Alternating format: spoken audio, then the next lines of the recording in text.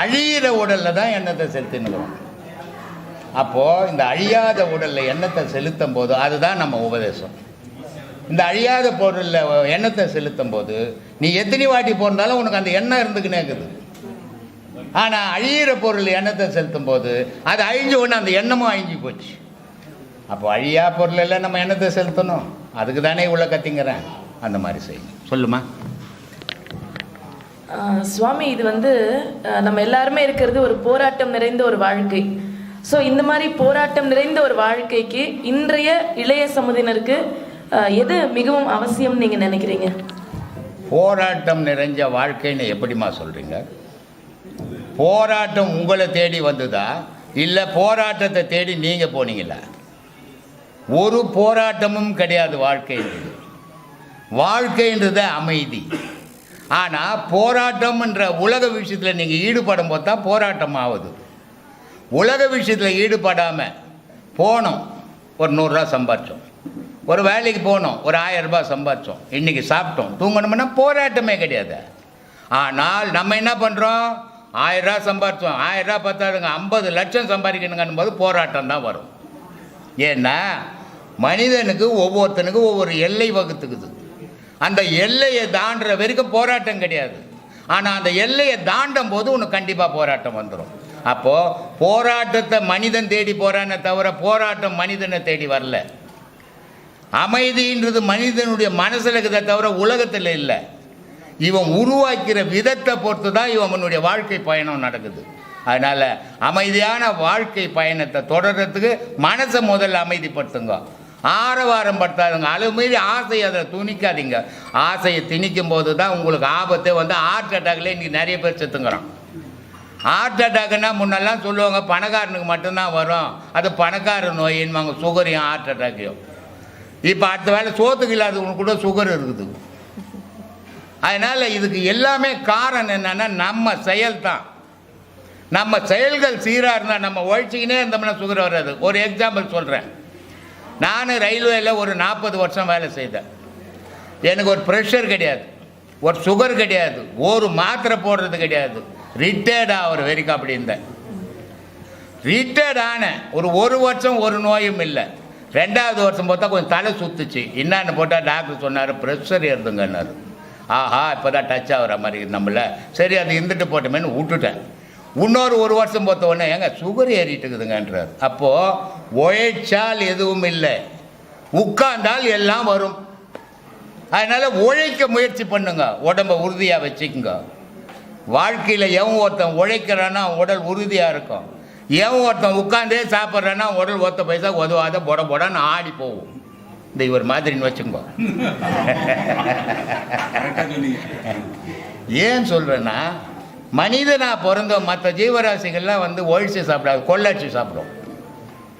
மனிதன் மட்டும்தான் ஒழிச்சு சாப்பிட்ணுன்றவர். ஏன்னா ஏன் அவன் உழைக்கிறான்னா, மற்ற ஜீவராசி ஏன் கொள்ளடிச்சு சாப்பிட்றதுன்னா, அது கொள்ளடிச்சு அடுத்தவனுக்கு எடுத்து போய் பாதுகாத்து வைக்காது, அது மட்டும் சாப்பிட்டு போய்கினே இருக்கும்.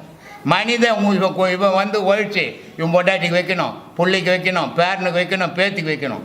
அப்போ ஒழிச்சு தானே சாப்பிட்ணும். கொள்ளடிச்சு இத்தனை பேருக்கு வைக்க முடியாது. ஆனால் இப்போல்லாம் கொள்ளடிக்கிறாங்க, அது வேற கொள்ளை. உழைப்பால் கொள்ளடிக்கூடாது. அப்படி இல்லைன்னு சொன்னால் அவன் உடம்பு நல்லா இருக்கும். ஆனால் உழைக்கணும். உழைச்சால் உடம்பு நல்லா இருக்கும், யார் உடம்பும் கெடாது. உழைப்பு இல்லைன்னா அந்த உடம்பு உத்து போயிடும். கொஞ்சம் வழி விடு பாப்பா, லேடிஸ் வந்துட்டோம். வாமா, எங்கேருந்து மாறிங்க?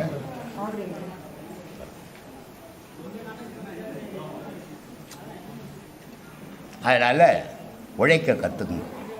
தேவையில்லாத விஷயங்களில் நான் தான் பெரிய ஆளுன்னு போய் ஈடுபடும் போது உங்களுக்கு அவஸ்தைகள் தான் ஜாஸ்தியாகும்.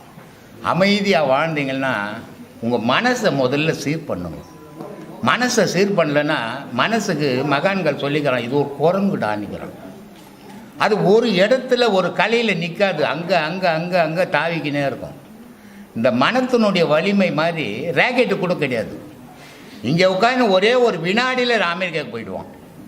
யோசிப்பான், அமெரிக்காவில் அவர் ஜனாதிபதி என்ன பண்ணிங்கிறாரு, சுட்டார யாருனா சுடலி யாருனா அப்படின்னு யோசிப்பார். ராக்கெட்டு கூட அவர் சீக்கிரம் போய் கண்டுபிடிக்க முடியாது. இந்த மனதினுடைய வேகம் அவ்வளோ. இதை அடக்க கற்றுக்கினீங்கன்னா அமைதி கிடைக்கும். சொல்லுமா. சுவாமி, இப்போ நீங்க வந்து தேவையான வேலைகள் மட்டும் செஞ்சு அமைதியா இருக்கணும் அப்படின்னு சொன்னீங்க. ஆமா, இப்போ ஒரு மனிதனுக்கு வந்து சில போது வந்து குழப்பத்திலே இருப்பாங்க. நமக்கு வாழ்க்கையில என்னதான் தேவைன்னே தெரியாம நீங்க சொன்ன மாதிரி ஓடிட்டு இருப்பாங்க. ஆமா. ஸோ நமக்கு எது தேவை அப்படிங்கறத வந்து எப்ப நம்ம புரிஞ்சுக்க முடியும்? மனிதன் ஒரு நாளைக்கு இன்னைக்கு சாதாரணமாக டீ கடையில் வேலை செய்கிறவங்க கூட 1000 ரூபாய் சம்பாதிக்கிறான். 3 வேலையும் சாப்பிட்டுட்டாங்க, 500 ரூபா சம்பளம் வந்து. இப்போ அவன் ஒண்டி தான் வேலை செய்கிறான், 3 வேலை பசியும் ஆறிட்டான், 500 ரூபாய் கிடச்சிது. இந்த 500 ரூபாய் வீட்டில் பொண்டாட்டிக்கிட்ட கொடுத்தா 300 ரூபாய்க்கு அவன் சாப்பிட்டு 200 ரூபாய் எடுத்து வச்சுப்பான்.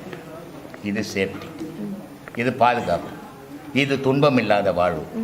ஆனால் இவன் 3 வேலை சாப்பிட்டுட்டு 500 ரூபா சம்பளம் வாங்கின்னு அப்படியே சாரைக்கட்டில் போய் நின்னா அவன் குடும்பம் என்ன ஆகும்? யோசித்து பாருங்கள். குழந்தை பசியும் பட்டினிமா படுத்தும் கிடக்கும் இல்லையா? ஆனால் இவன் போதையில் தூங்குவான். இது வாழ்வா? இதுக்கு பேர் வாழ்க்கை இல்லைம்மா, மிருகம். அது மனிதன் கிடையாது. மனிதன் மற்றவனுடைய பசியை சிந்திக்கணும், அவன் தான் மனிதன். தன்னுடைய சுயநலத்தை சிந்திக்கிறவன்லாம் மனுஷன் கிடையாது, அது ஒரு மிருகம். அதனால் தான் உலகத்தை காப்பாற்றாத உன் குடும்பத்தையாவது சீராக காப்பாற்ற கற்றுக்கும். அப்போ தான் நீ 6 வரையும் மனுஷன். பக்கத்து வீடு அக்கத்து வீடு ஊரெல்லாம் நான் காப்பாற்றிடுவேன்னு சொல்லாது, உன் குடும்பத்தை பசி இல்லாத காப்பாற்று. என்கிட்ட ஒரு நண்பர் வந்தார், நான் டீ கடையில் டீ சாப்பிட்லான்னு போனேன். அப்போ தான் அந்த டீ கடைக்கார ஓனர் வந்து சொல்லியிருக்கிறார், இது மாதிரி இவர் வந்து அவருடைய குரு அப்படின்ட்டு. ஆனால் அந்த ஆள் யாருன்னு நான் பார்த்ததில்லை, நான் என்ன அவரும் பார்த்ததில்லை. அன்றைக்கி தான் பார்க்குறாரு முதல். அவர் ஒரு பெஞ்சில் உட்காந்தார், நேராக ஏந்து வந்தார். சாமி, நான் இமயமலைக்கு போக போகிறேன்னாரு. எனக்கு யாருன்னு தெரியாது. நான் சொன்னேன், நீ இமயமலைக்கு போய்ட்டு உன் பொண்டாட்டி அவனையாவது இட்டுன்னு போட்டுருணும். வேறு என்ன சொல்கிறது பதில்? ஒரு மனைவி உங்ககிட்ட எதுக்குடா வந்தா? நீ சம்பாரிச்சு உடல் சுகத்தை கொடுத்த உடனே நீ சம்பாரிச்சு போடுற, அவள் சுயநலம். நீ எதுக்கு மனைவி தேடுமாண்ணா? உன் சுயநலம். ஒரு துணி துவைச்சி போட்டுக்கிட்ட பார்க்கலாம், ஒரு வேஷ்டியை. பொண்டாட்டி துவைச்சி போடலன்னா 10 நாள் அது கறிக்கு அந்த மாதிரி தான் கிடக்கும். அப்போ அவனுக்கு தொண்டு செய்கிறான், நீ அவளுக்கு தொண்டு செய்வனா? அவன் தானே கனவு மனைவி. அது இல்லாத சுயநலம் என்ன வரைக்கும் பார்த்து போனால் என்ன கனவன்? கனவனா அவன் மிருகம் அவன். அதனால் அப்படி வாழ கற்றுக்கினால் எல்லாருடைய வாழ்க்கையும் அமைதியாக இருக்கும், எல்லா பெண்களும் சந்தோஷமாக இருப்பாங்க. நீ போயிட்டு குச்சி போட்டு போய் வீட்டில் கலட்டை பண்ணி போட்டு வந்தீங்கன்னா அவளுக்கும் அமைதி போவா, உன் வாழ்க்கையும் சீரழிஞ்சு போயிடும். சுவாமி, நீங்க இப்ப சொன்னது ரொம்ப சரி. முதல்ல நம்ம குடும்பம் மனைவி மக்களை பார்த்துட்டு தான் அதுக்கப்புறம் சொல்றீங்க. ஆனா நம்ம காலங்காலமா பார்த்தா நம்ம வரலாறு வந்து இந்த மாதிரி குடும்பத்தை விட்டு துறவரம் செஞ்சவங்கள தான் பெரிய இடத்துல வச்சு. யாருமா துறவரம் போகணும் சொல்லுமா? ஒரே ஒரு ஆளை சொல்லுமா பார்க்கலாம். இல்ல, இப்போ நம்ம ஃபார் எக்ஸாம்பிள் இப்போ புத்தரை பத்தி சொல்லுவாங்க. சோ கல்யாணம் பண்ணிட்டு ரொம்ப சீக்கிரமாவே மனைவியை விட்டுட்டு போனாங்க அப்படின்னு சொல்லிட்டு. சரி, சோ இத பத்தி உங்க கருத்து என்ன? கல்யாணம் பண்ணது யாருமா? புத்தர் கேட்டாரு? புத்தர் கேட்டாரா எனக்கு கல்யாணம் பண்ணியா எனக்கு பொண்டாட்டி ஒண்ணுன்னு கேட்டாரு? புத்தருடைய அப்பா அரசன். புத்தருடைய ஜாதகத்தில் என்ன இருக்குது? குழந்தை பிறந்த உடனே ஜாதகம் பார்த்தாங்க புத்தருக்கு. அந்த ஜாதகத்தில் என்ன சொல்ற, இவன் என்னைக்கு இருந்தாலும் துறவியா போவான்ட்டான். புத்தர் துறவியா போயிடுவாருன்னு எழுதியிருந்த ஜாதகத்தை அப்பங்காரன் அரசன் என்ன பண்ணியிருக்கணும்? அவனுக்கு என்ன தேவையோ அதை செய்து கொடுத்துருக்கணும். ஆனால் அவன் அரசன் என்ன பண்ணிட்டான்? செல்வம் இருக்குத அந்த திமிர். புத்தரை ஒரு ஸ்கூலுக்கு அனுப்பலை, பாடசாலைக்கு அனுப்பலை, அரசாங்கத்துக்குள்ளே ஆசிரியரை வர வச்சு பாடம் எடுத்து படிக்க வைக்கிறாங்க. ஏன்? வெளி உலகம் தெரிஞ்ச பயம்னு. எப்பவுமே பெண்கள் இருக்கிறாங்கல்ல, நிர்வாணமாக போனால் ஒருத்தன் கூட பார்க்க மாட்டான். இந்த அரையும் கோரியும் ஆடையை கட்டி போனால் எல்லாரும் பார்ப்பான். இந்த பாய் மாதிரி மொத்தமாக போட்டு போனாலும் யாரும் பார்க்க மாட்டான் இல்லை. அப்போது இவனுக்கு வெளி உலக அனுபவம் அவசியம். இவர் புத்தர் அப்பா என்ன பண்ணிட்டாரு? வீட்டுக்குள்ளே வச்சு வளர்த்து உலகமே தெரியாது பண்ணிட்டார். அப்போ ஒரு நாள் அவர் வளர்ந்து வெளி உலகத்துக்கு போகிறார். அவரை பல்லக்கில் வச்சு தூக்கின்னு போடுறாங்க. முன்னாடி ஒரு நொண்டி, கால் நொண்டின்னு போகிறான். இவர் இது வரைக்கும் பார்க்கல இப்படி ஒரு ஆளை. அதனால் புத்தருக்கு என்னடா நம்மெல்லாம் நல்லா நடக்கிறோம், அவன் நொண்டின்னு போகிறான். இல்லை சாமி, அவன் கால் நொண்டி அவன். சரி போ. இன்னும் கொஞ்சம் தூரம் போனால் ஒருத்தன் பிச்சை எடுத்துன்னுக்குறான். ஏன்னா நம்ம காத்தால் தான் நல்லா சாப்பிட்டோம், அவனா வயிற்றுக்கு எல்லாரும் பிச்சை எடுக்கிறான். அவனுக்கு வயிற்றுக்கு வாய்ப்பு இல்லை சாமி, அவன் பிச்சை எடுத்துன்னுக்குறான். இன்னும் கொஞ்சம் தூரம் போகிறான், 4 பேர் ஒருத்தனை படுக்க வச்சு தூக்கின்னு போயின்னுக்குறாங்க. இது என்னடா பண்ணாங்கண்ணா? அவன் இந்த உலகத்தை விட்டு போயிட்டான் சாமி, அந்த உடம்பை தூக்கின்னு போயின்னுக்குறான். இறக்கடாங்கண்ணா. இறக்கிட்டு போதி மரம்னு கேள்விப்பட்டுக்கிறீங்களா? என்ன மரம் அது? அவருக்கு ஞானோட வேதம். அது என்ன மரம்? போதி மரம்னா தெரியாது. இப்படி நிறைய பேர் இருக்கிறீங்க படிச்சு போட்டு. போதி மரம்னா அரச மரம்னு அர்த்தம். அந்த அரச மரத்தடியில் போய் உட்காந்துட்டார் அவர். அப்போ அந்த குடும்பத்தை சார்ந்தவங்க வலிச்சின்னு வந்துட்டாங்க. அவரை வலிச்சின்னு வந்து கல்யாணம் காட்சி பண்ணிட்டாங்க. அவர் கேட்டார், கேட்கலையே. பண்ணிட்ட பிறகு என்ன பண்ணார்? அவர் நிலையில் இருந்த அவர் மாறல. அவன் நல்லதை மட்டும்தான் நினைக்கணும், 4 பேருக்கு நல்லதை மட்டும் சொல்லி கொடுக்கணும், எந்த வித ஆசைக்கும் அவன் அடிமையாகக்கூடாது. இதில் மகாபாரதத்தில் துரோணர், பீஷ்மர் எல்லாத்தையும் இழக்க போகிறார். ஏன்னா அவர் செய்த தவறுக்காக இறைவன் தர தண்டனையை நான் ஏற்றுக்க தயார். ஏன்னா பீஷ்மர் எந்த ஆயுதம் தொட்டாலும் கடவுளால் கூட ஜெயிக்க முடியாது. அப்போது பீஷ்மரை எப்படி அடிக்க முடியும்னா எல்லாம் இழந்து இருக்கும்போது தான் அடிக்க முடியும், எது வச்சிருக்கும் போது அடிக்க முடியாது. அதனால் கடவுளே, கண்ணன்ற கடவுளே பீஷ்மர்கிட்ட கேட்டுக்கிறார், நீ இதெல்லாம் தவறு பண்ணிக்கிற, இனி மரணத்துக்கு நீ தயாராக இருக்கணும், மோட்சத்துக்கு நீ போயிடணும் அப்படின்றார். அப்போ எல்லா பொருளையும் அவர் திறந்துடுறாரு. இவர் தான் அந்த படையினுடைய தளபதியாக இருந்தவர். அப்போ இவர் இருந்தார்னா இவருக்கு அடுத்தபடியாக பீஷ்மர், துரோணர் வரணும் அந்த படை தளபதியாக. அப்போ துரோணர் போய் பீஷ்மரை சந்திக்கிறாரு. சந்திக்கும் போது பீஷ்மர் சொல்கிறாரு, நாளைக்கு என்னுடைய மரணம் நிகழப்போகுது. ஏன்னா பீஷ்மருக்கு ஒரு வரம் உண்டு, அவங்க அப்பா தந்த வரம். இந்த மரணம்ன்றது உன்னை தேடி வராது, மரணத்தை நீ எப்போ விரும்புறியோ அப்போ தான் உனக்கு மரணம் அப்படின்னா அவங்க அப்பாவுடைய வரம். அப்போ அந்த மரணத்தை இவர் ஏற்றுக்கிறார். இப்போ எனக்கு மரணம் வேணும் அப்படின்னு முடிவு பண்ணிட்டார். அப்போ நாளைக்கு நான் மரணம் அடைஞ்சிடுவேன், நீ தான் இந்த படைக்கு வழி நடத்தணும், தளபதியாக இருக்கணும். அப்போது துரோணர் ஒரு வார்த்தை சொல்லுவார், ஐயா நீங்கள் இந்த படையை நடத்துகிற தளபதியாக நீங்கள் இருக்கணுன்றீங்க, ஆனால் எனக்கு அந்த தகுதி இழந்துட்டேன் நான். ஏன்னா அவர் சொல்கிறாரு, பீஷ்மர் சொல்கிறாரு, நீங்கள் ஒரு மகா குரு. யாரை சொல்கிறாரு? துரோணரை சொல்கிறாரு. ஒரு மகா குரு நீங்கள், எனக்கு அடுத்தபடி நீங்கள் தான் அந்த படையை வழி நடத்தணும் அப்படின்னும் போது நான் குருஸ்தானத்தை இழந்துட்டேன் அப்படின்றார். எப்படி குருஸ்தானத்தை நீங்கள் இழக்கலாம், எப்படி இழக்க முடியும் அப்படின்னும் போது, நான் ஒரு குருவு துருபத நாட்டினுடைய மன்னங்கிட்ட போய் சண்டை போட்டு பாதி இடத்த வாங்கிக்கினேன் நான். அப்போ எனக்கு ஆசை வந்துச்சு அடுத்த இடத்து மேலே, அப்புறம் நான் எப்படி குருவாக இருக்க முடியும்? அப்போது ஒரு குருவாகப்பட்டவன் எப்படி இருக்கணும்னு துரோணர் சொல்கிறாங்க. எந்த ஆசாபாசத்துக்கும் அடிமையாகாதவனாக இருக்கிறவன் மட்டும்தான் குரு, ஏற்றத்தாழ்வை பார்க்காதவன் மட்டும்தான் குரு, நன்மை தீமைகளை சமமாக நினைக்கிறவன் தான் குரு. எல்லா ஆசைக்கும் அடிமையாக ஊரில் இருக்கிற பொருளெல்லாம் நமக்கு தான் வேணும்னு ஆசைப்படுறவன் குரு இல்லைடான்றான். அப்போ ஒரு குருவாகப்பட்டவன் எப்படி இருக்கணும்? எது மேலேயும் ஆசை பற்றற்று இருக்கணும். அதனால தான் சொன்னான், பற்றற்றவனை பற்றிக்கொள் அப்படின்னு, இல்லையா? ஆசை வளர வளர ஆய்ந்து வரும் துன்பங்கள், ஆசை விட விட ஆய்ந்து வரும் இன்பங்கள். அப்போது மனிதனுடைய துன்பத்துக்கு அடிப்படை எதுவாக இருக்குதுன்னா இவன் படுற ஆசைகள். இவனுக்கு கிடைச்சிட்டா இவன் சந்தோஷம், கிடைக்கலன்னா துன்பம் தான். ஆனால் இது சராசரி மனிதனுடைய நிலை. ஒரு குருவனுடைய நிலை அப்படி இல்லை, எதுக்குமே ஆசைப்படக்கூடாது, கிடைச்சது இல்லை அப்படி போனால் அவனே நல்ல குரு. எந்த நல்ல ஒரு நல்ல குருவானவன் எப்படி இருக்கணும் அப்படின்னா, எந்தவித ஆடம்பரத்துக்கும் அவன் அடிமையாகக்கூடாது, எந்தவித ஆசாபாசத்துக்கும் அடிமையக்கூடாது, எந்த பொருளுக்கும் அவன் அடிமையாகக்கூடாது. அவன் தனித்து சுயமாக நிற்கணும். அவனே நல்ல குரு, அவனை பின்பற்றவனே நல்ல சீடன். முடியாதவெல்லாம் சீடன் சொல்லிக்க முடியாது. அப்படி முடியாமல் குருன்னுட்டு சொல்லிக்கின்னு அதில் பலவிதமான வேஷங்களை கட்டிக்கின்னு நான் ஆடினேன்னா அது நல்ல குரு இல்லைன்னு பார்க்கும்போதே தெரிஞ்சுக்கலாம்.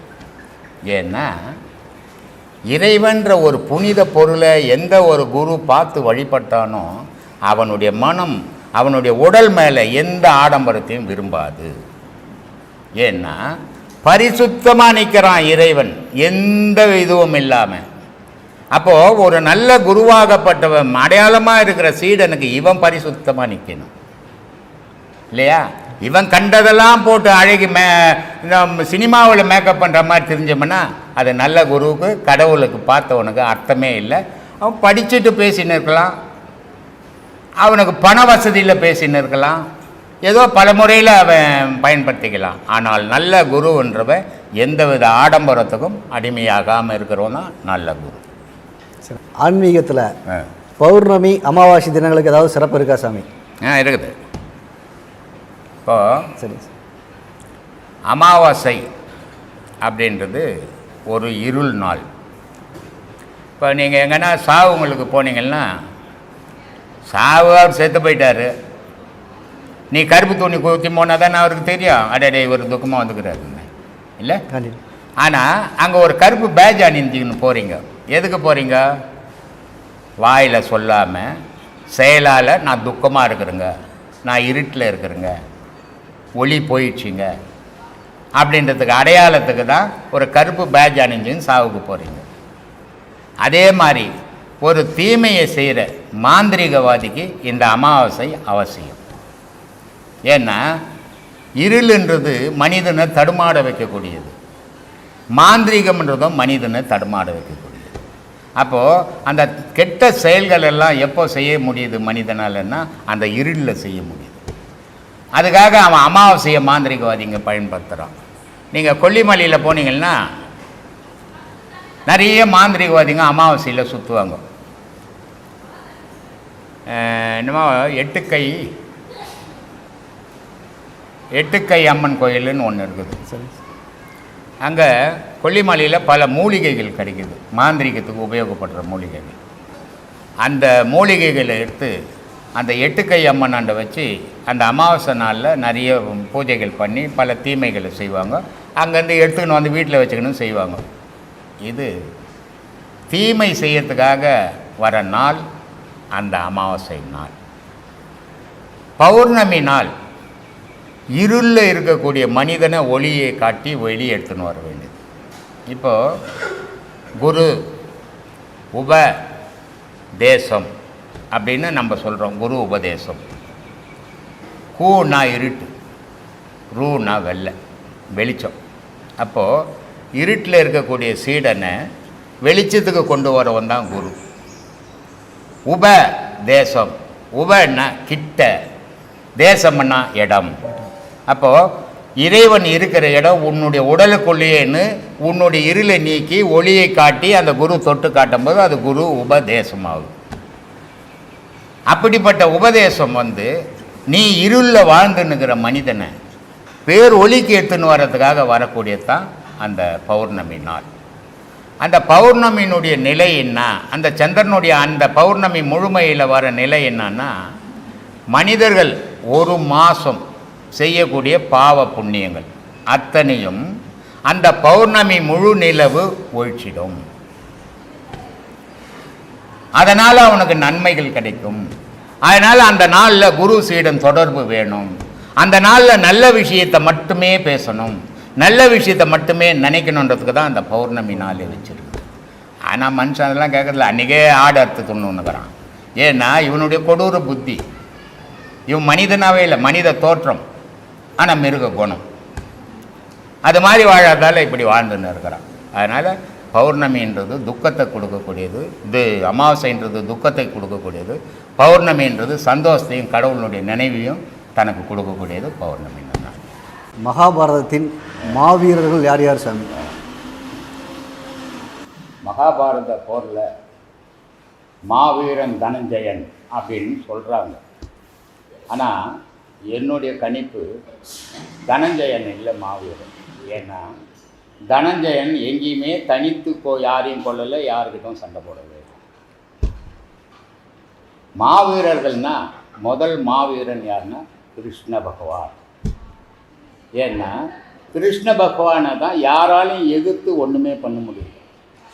அப்போது முதல் மாவீரன் யாரான்னா கிருஷ்ண பகவான் தான் அந்த மகாபாரத போரில்.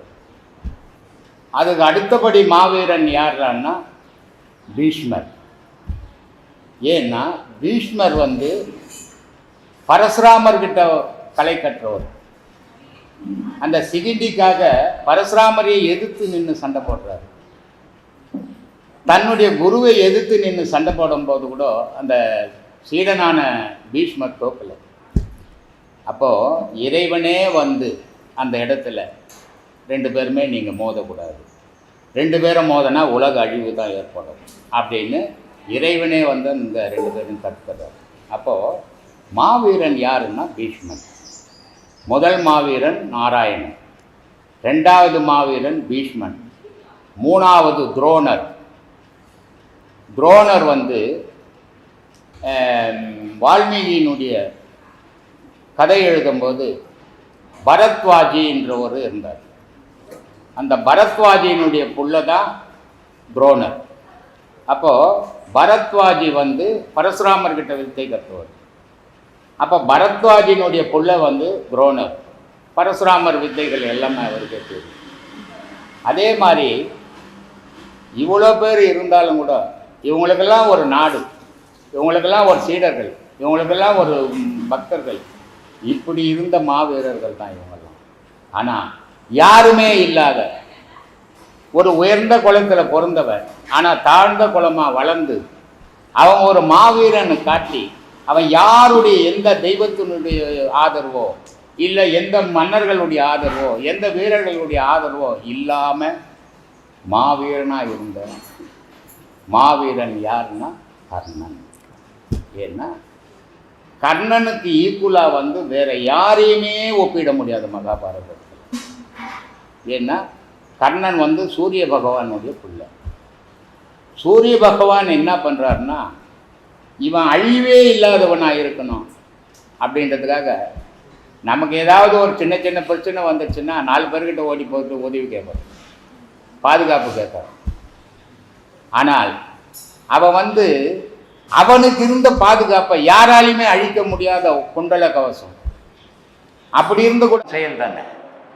நம்ம எப்போ அதுக்குதான் சொல்லிக்கிறாங்க ஆதியில் துஷ்டனை கண்டா ஒரு அடி தூரம் போனிட்டு. அவங்க அசிங்கப்படுத்துறாங்கன்னு தெரியுது. அப்போ நீ அவங்கள விட்டு விலகி அவங்கள அசிங்கப்படுத்துற கூட ஆயிடணும், அவங்கள அசிங்கப்படுத்தணுன்ற நினைவை நீ வளர்த்துக்க கூடாது. அவங்க கிட்ட இருந்து அசிங்கப்படாம வாழணும். அது எப்படி? இந்த மாதிரி அசிங்கப்படுத்தினாங்களே அவமானப்படுத்தினாங்களே அப்படின்றத சிந்திச்சு சிந்திச்சு நீ அவங்களோட உயரும் போது அவங்க அசிங்கப்படுத்துறதை நிறுத்திடுவாங்க. ஏன்னா ஒரு மனிதன் யாரை போய் அசிங்கப்படுத்துறான்? உயர்ந்தவனை அசிங்கப்படுத்த முடியுமா? அவனை விட தாழ்ந்தவனை தான் அசிங்கப்படுத்துவான். அப்போது தாழ்ந்தவன் அசிங்கப்படும் போது அந்த அசிங்கப்படுத்தனை விட இவன் உயரும் போது அவன் அசிங்கப்படுத்துறவன் நின்றுடுவான். அதனால தான் சொல்கிறது அவமானம் ஞாபகத்திலேயே வச்சுக்கோ, அவமானத்தை ஒவ்வொரு இடத்துலையும் நிறுத்திப்பார், அவமானத்தை ஒவ்வொரு இடத்துலையும் சிந்திச்சுப்பார். அந்த அவமானம் எதனால் நடந்தது? நீ அவனை விட தாழ்ந்திருக்குதால் அவமானம் வந்து நீ அவனோட உயர முயற்சி பண்ணு. அந்த முயற்சி வந்து உன்னை வெற்றி அடைய வைக்கும், அவமானத்திலிருந்து வெளியேற்றணும் வரும்னு சொல்கிறது. அப்போ அப்படி இருக்கவங்க நம்ம விலகி இருக்கிறது நமக்கு நல்லது. நீ திரும்பி திரும்பி அவங்களாடி போய் ஒரு நாய் வெறி பிடிச்ச நாய் கடிக்க போது அதுக்கிட்ட கல்லை தடிச்சு திருத்திட்டு தூரம் வந்துடணுமே தவிர அதுக்கிட்ட உறவாடினா திருப்பி திருப்பி கட்சிக்கின்னு தான் இருக்கும். அந்த மாதிரி அவமானப்படுத்துறவங்க கூட நீ உறவு வச்சுக்க கூடாது. அது யாராவன்னா இருக்கட்டும், விலகி நிற்கிறது தான் உனக்கு நல்லது. ஐயா, நீங்கள் ஒரு வீடியோவில் கூட சொல்லியிருக்கீங்க, ஒரு பாம்பு கதை சொல்லியிருக்கீங்க. அது உன்னை கடிக்க உன்னை காப்பாற்றுறதுக்காக நீ சீரெல்லாம் சொல்லியிருக்கீங்க, சரிங்களா? அப்படி இருக்கும்போது ஒரு சூழ்நிலையில் நமக்கு தற்காப்புக்காக நம்ம சீர்றது தப்பு. சீர்றது தப்பு இல்லை, ஆனால் அடிக்கிறது தப்பு. நீ ஒன்றுத்துக்கும் உதவாத நீ படுத்துக்கின்னு சீராம படுத்துக்கினா நீ உதவாத பொண்ணு உன் மேலே கழுத்துக்கு போட்டுருவாங்க. அதனால நீ சீரித்தான் ஆகணும். சீர்னா தான் உன்னை நீ காப்பாற்றிக்க முடியும். அதனால சீர்றது தப்பு இல்லை, ஆனால் அடுத்தவங்களை கடிக்கிறது தப்பு.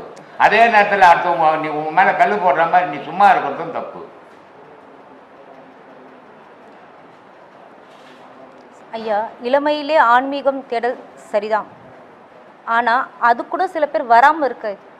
வர முடியாதும்மா. ஏன்னா தாய் தகப்பனே ஆன்மீகத்தில் போவா அனுமதிக்கிறது இல்லை பிள்ளைங்களை. என் பிள்ளை இன்ஜினியர் ஆகணும், வக்கீல் ஆகணும், ஜட்ஜி ஆகணும், மந்திரி ஆகணும் தானே வளர்க்குறாங்க. ஆன்மீகவாதி ஆகணும்னு எந்த தாய் தகப்பனாலும் வளர்க்குறாங்களா?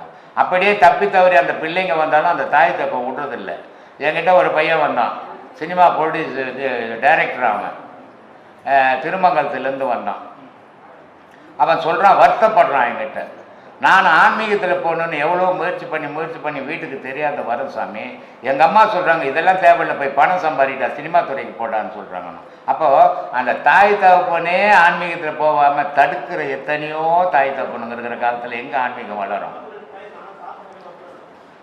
நிலையற்ற சந்தோஷம், நிலையில்லா சந்தோஷம் அப்படின்னு எதை சாமி நம்ம உணரலாம்? ரெண்டுமே ஒரு பொருள் தான் நம்ம நீ சொன்னது.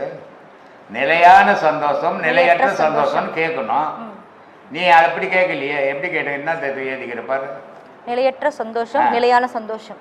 நிலையற்ற சந்தோஷம் நிலையான சந்தோஷம். நிலையற்ற சந்தோஷம் எங்கே கிடைக்கும்? ஊர் ஃபுல்லாக கிடைக்கும். நிலையான சந்தோஷம் எங்கே கிடைக்கும்? பிள்ளைங்க கிட்ட கிடைக்கும், கணவங்கிட்ட கிடைக்கும், தாய் தப்பங்கிட்ட கிடைக்கும், கடவுள்கிட்ட கிடைக்கும். ஆனால் கணவங்கிட்ட கூட சில நேரத்தில் சந்தோஷம் இல்லாத மனைவி ஆகிடுவான். பிள்ளைங்க கிட்ட கூட சந்தோஷம் இல்லாத சில நேரத்தில் தாய் தப்பம் ஆகிடுவான். ஆனால் கடவுள்கிட்ட எப்பவுமே சந்தோஷமாக இருக்கலாமா? அதுதான் நிலையான சந்தோஷம் உலகத்திலே.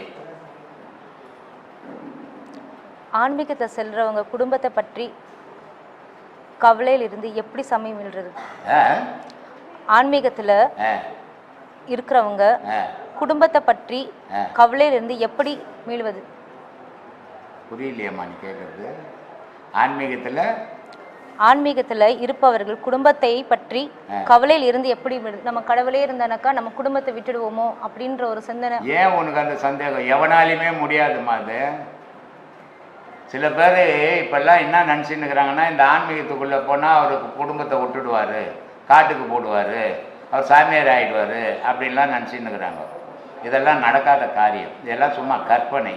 ஏன்னு சொல்கிறேன்னா, நீ வீட்டை விட்டு வெளியேறணும்னு உன் விதி இருந்துச்சுன்னு சொன்னால் ஆன்மீகம்ன்ற ஒரு விஷயமே தேவை கிடையாது. தானாகவே வீட்டை விட்டு ஓடிடுவேன். அதனால் ஆன்மீகம் அதுக்கு ஒரு தடையே கிடையாது. ஆன்மீகத்தில் இருந்து இல்லறத்தில் இருந்துக்கினே துறவரத்தை நாடணும். அதுதான் ஏதோ ஒரு பிறவியில் உனக்கு அது முழுமை பெறும். நீ ஆன்மீகத்தில் போன உடனே நீ ஞானி ஆக முடியாது. அதெல்லாம் ஒரு கற்பனையில் ஒன்றா ஆகலாம், நிஜத்தில் வர முடியாது. நான் இமயமலைக்கு போயிருந்தேன். அங்கே நிறைய ஒரு 500 பேர் இருக்கிறாங்க. நான் நினச்சேன் இவங்கெல்லாம் ஒரு பெரிய ஆன்மீகத்தில் போகிறாங்க போலகுதுன்னு நினச்சேன். அப்புறம் கேட்டேன் நான் அங்கே சிலரை, இந்த மாதிரி இருக்கிறீங்களே ஆன்மீகத்தில் ஏதாவது பயணங்கள் உண்டா அப்படின்னு கேட்டதுக்கு அவங்க சொன்னாங்க, அதெல்லாம் இங்கே ஒன்றும் கிடையாதுங்க, கடை வாங்கி கொண்டுட்டு பயந்துக்கு நீங்கள் ஓடியான்ட்டோம், குடும்பத்தை காப்பாற்ற முடியாத பயந்துக்கு நீங்கள் வந்துட்டோம், இங்கே வந்து டைரக்டர் செத்துட்டாரு, டைரக்ட் நடிகர் அவங்க அம்மா செத்து போயிட்டாங்க, அவங்களுக்கு பிறந்த நாள் சோறு வருது வண்டியில், நாங்கள் வாங்கி சாப்பிட்டு நிம்மதியாகிறோம், டூரிஸ்ட் வராங்க அவங்க 5-10 கூட செலவு வச்சுக்கிறோன்றோம். அந்த மாதிரி தான் ஓடுவாங்களே தவிர இறைவனை தேடி எவனாலையும் ஓட முடியாது. அது சும்மா ஒரு கற்பனை கதை. ஐயா, கடவுள் அருள் என்பது என்ன ஐயா? சந்தோஷமா இருக்க வைக்கிறது, எந்த நேரத்திலும் துக்கம் இல்லாத இருக்கிறது, எப்பவுமே பேரொழியில் நிற்கிறது கடவுளுடைய அருள். இறந்து போன பிறகு ஆன்மா வெளியே வந்து பிறகு அது கடவுளோட உறவாடுமா? ஆடாது. உலகத்தோடு தான் உறவாடும். அடுத்த உடலை தேடிக்கினே இருக்கும். இப்போ நீ ஒரு வீட்டில் கொடுத்தோன்னே இருக்கிற, அந்த வீட்டுக்காரர் காலி பண்ண சொல்லிட்டாங்க, நாளை ரொம்ப நாளாக இருக்கிற அந்த வீட்டில் காலி பண்ண சொன்னா நீ என்ன பண்ணுவ? வேற வீடு தான் பார்ப்ப. வேற வீடு பார்ப்பல. அதே தான் பண்ணிடுது ஆன்மா. இந்த உடல்ன்ற வீட்டை விட்ட உடனே வேற வீடு தேடிங்குது. கடவுளுக்கு இதுக்கு சம்மந்தமே. ஏன்னா அது இந்த உடலுக்குள்ளே இருக்கும்போது கடவுளை தேடி இருந்தது தானே. அதான் தேடுறதே கிடையாது. பணத்தையே தேய்ச்சி, ஊரையே தேய்ச்சி, ஊட்டையே தேய்ச்சி, அதே தான் இப்போவும் செத்த பிறகும் தேடும். அப்படி கடவுளோட தொடர்பு கிடைக்கிற அளவுக்கு நம்ம அந்த பாதையில் போனால் மட்டும்தான் கடவுளோட உறவாட. அது நினைவு தானமா செயல். நீ எதை நினைவை வளர்க்குறியோ அந்த நினைவு செயலாக போகுது. உலக நினைவை வளர்க்கும் போது உலகத்தோடு உறவாட போகிற, உலக விஷயத்தை விட்டுட்டு கடவுளோட நினைவோடு வாழும்போது கடவுளோடு போகிற. உன் நினைவு தான்மா செயலுக்கு அடிப்படை. துன்பம் வரும்போதெல்லாம் இதெல்லாம் என் தலைவிதின்னு நினைக்கிறோம். அது ஏன் அந்த மாதிரி சொல்கிறாங்க? ஆமாம். எப்பப்போ நீ முட்டாள் ஆகுறியோ அப்போல்லாம் தலைவிதி வந்து நிற்கும். எப்பப்பெல்லாம் நீ புத்திசாலி ஆகுறோ அப்போல்லாம் அறிவு வந்து நிற்கும். இது மனுஷனுடைய இயலாமை மாதிரி. அந்த துன்பம் ஏன் வந்து நம்ம செய்த தவறு என்னான்னு யோசிக்கவே மாட்டான். வீதி மேலே போயிடுவான், இல்லை கடவுள் மேலே போயிடுவான். இவன் செய்த முட்டாள்தனத்தை யோசிக்கவே மாட்டான். அப்போ நடப்பதெல்லாம் விதினாக்கா அப்போ புத்தியும் அறிவும் எதுக்கு? அதுதான் சொல்கிறேன், அதை யோசிக்கணும். இது ஏன் நடந்தது? அப்போ நம்மளுடைய செயல். இப்போ ஒருத்தர்கிட்ட ஒரு 1000 ரூபாய் கடன் கேட்குற, அவர் சொல்கிறாரு நாளைக்கு வா தரேன் அப்படின்னு சொல்கிறாரு. நீ என்ன பண்ணுவ? 7 மணிக்கு வானோடனே சைக்கிள் எடுத்துன்னு ஓடுவேன். அவர் கொடுத்துட்டாருன்னா சொல்லுவேன், ரொம்ப உஷாராக போகணுங்க. நான் கொஞ்சம் லேட்டாக இருந்தோட போயிட்டு போகிற கொடுக்க மாட்டாருங்க. கரெக்ட் டைம் பக்கத்து வீட்டில் சைக்கிள் வாங்கின உடனே ஓடி வாங்கினாங்க, கொடுத்தாருங்க. சரி எல்லாம் வாங்கின்னு ஓடி அவர் இல்லைன்ட்டானே, என் விதிங்க, நான் என்னங்க பண்ணுறது அப்படின்ட்டு கொடுக்குறவருக்கு விதி என்னாகுது. அவர் அந்த நேரத்துக்கு சரி இருந்தாலும் கேட்குறானேன்னு கொடுக்குறேன்ட்டான். வீட்டுக்கு போனவொடனே யோசிச்சான், இவன் கொடுத்தா திருப்பி கொடுப்பான கொடுக்க மாட்டான், அதனால கொடுக்க வேணான்னு நினச்சிட்டான். அவ்வளோதான் வித்தியாசம். இங்கே எங்கே விதிக்கு வேலை இருக்குது. கண்டதை விதின்னு எடுத்துக்கு தெரியக்கூடாது. இது மூடத்தனம்னு அர்த்தம். உன்னையும் மீறி நடக்கிறது தான் விதி, நீ செய்யறதெல்லாம் விதி இல்லை. மன வலிமை என்றால் என்ன ஐயா? உறுதி எப்படி இருக்கு? அதை பெறத்துக்கு என்ன வழி ஐயா? ஞானம் தான்மா வழி. மன உறுதியோட கண்ணா, இப்போ எங்கள் அம்மா இறந்துட்டாங்க. அம்மா இருந்தா என்ன பண்ணுவான் பிள்ளை? கஷ்டப்படுவான், சாப்பிட்றதுக்கு கூட கஷ்டப்படுவானா? ஆமா ஐயா. ஒரு தாய் உங்க அம்மா இருந்துட்டா என்ன பண்ணுவ நீ? வேதனைப்படுவையா? என்ன வேதனை? எப்படி வேதனைப்படுவ? இருந்தாங்க இப்ப இல்லையேன்னு வேதனைப்படுவேன். மனசோட நினைச்சுப்பியா? அழுவ மாட்டேன். அழுவேன். ஏன் அழுவ வருது? பெத்தவங்க இல்லையா? அப்ப பக்கத்து வீட்டுக்கார சேர்த்து விட்ட அழ வராது. வராது. அப்போ இந்த உறவுன்ற எண்ணம் உன் உள்ளத்தை தாக்கும் போது அது அழ வரும். உறவு இல்லை மற்றவன் சேர்த்து போட்டா அழ வராது. எங்க அம்மா சேர்த்துட்டு நான் மற்றவங்க தான் நினச்சிக்கிறேன். இந்த மன உறுதி இந்த ஆன்மீகத்தில் தான் வரும். இதோ எங்கள் தம்பி பொண்ணு வேலை செய்யுது இல்லை, அவங்க அப்பா செத்த கூட பிறந்த தம்பி, பக்கத்து தெருவு தான் வீடு, சாவுக்கு போடல. நான் உங்களால் முடியுமா? வாயில் பேசுறது இல்லை உறுதி, செயலில் இருக்கணும் உறுதி. எதிர கட்டின இடம் வாங்கணும். இந்த இடம் வாங்கினோன்னா கேட்குறாங்க, யார் பேரில் ரிஜிஸ்டர் பண்ணணும்? யார் பேரில் பண்ணலாம்? நான் வாங்குறேன் பணம் போட்டு. ஒன்று என் பேரில் பண்ணணும், இல்லை என் பொண்டாட்டி பேரில் பண்ணணும், இல்லை பிள்ளைங்க பேரில். இதான முறை. ஆனால் நான் என்ன பண்ணேன், யார் பேர்லையுமே கூட பொதுவுக்கு இருக்கும் பிரம்மசூத்திர குழு ரிஜிஸ்டர் பண்ண பண்ணுவீங்களா? இதுதான் உறுதி. நாளைக்கு என் பிள்ளைங்களுக்கு என்னப்பா பண்ணுறது? என் பிள்ளைங்களுக்கு ஒன்று பண்ண புடிச்சனை கட்டை தடிப்பீங்க ரிஜிஸ்டர் பண்ணலன்னா.